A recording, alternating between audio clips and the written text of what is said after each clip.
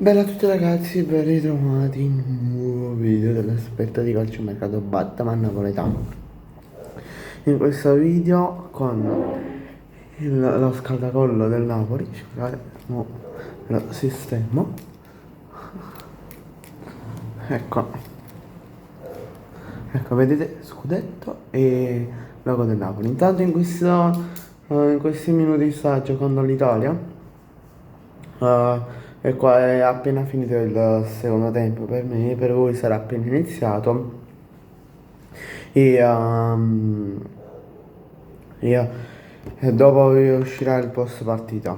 Non vi spoilerò, se non state vedendo la partita e state aspettando me che faccio il post partita, non vi spoilerò niente. Ehm, Vabbè, passiamo al contenuto del video che sa che è la varietà degli attaccanti che esistono. Intanto se vedete qui potete vedere, guardate qui più a destra, potete vedere qua un po' di spezzone di pubblicità. Potete pure vedere ehm, un po' di spoiler, scusate.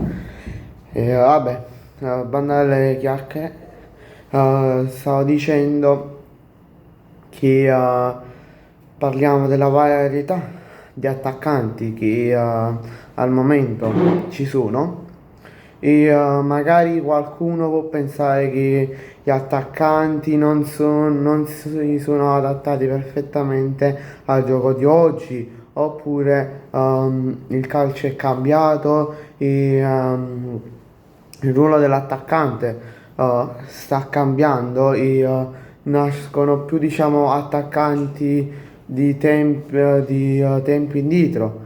Però in questo video vi analizzerò i vari attaccanti che ci sono tutt'oggi.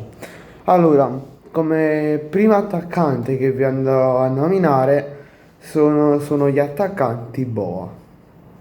Perché sono attaccanti boa?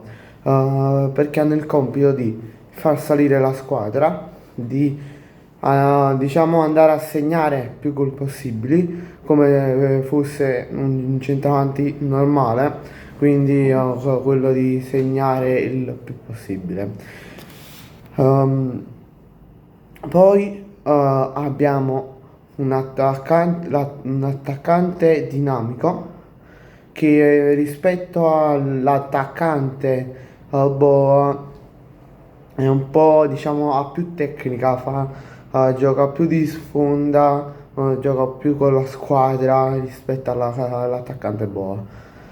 Poi abbiamo un altro tipo di attaccante, un attaccante da raccordo, cioè gioca il meno possibile in area di rigore, diciamo un attaccante dinamico 2.0, un attaccante che gioca più con la squadra, che gioca che è più tecnico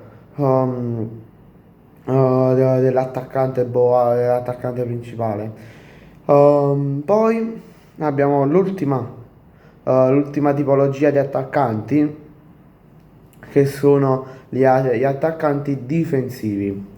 Che cosa vuol dire attaccanti difensivi? Che vanno, che si arretrano molto rispetto alla posizione che giocano, ma gli attaccanti difensivi vanno a pressare i difensori e andare a segnare come gli attaccanti boa il più possibile. Possiamo dire un attaccante boa 2.0, 3.0? Un attaccante boa modificato, solo che a differenza dell'attaccante boa diciamo, va a pressare i difensori, invece l'attaccante boa non li va a pressare, ha solo il compito di far salire la squadra.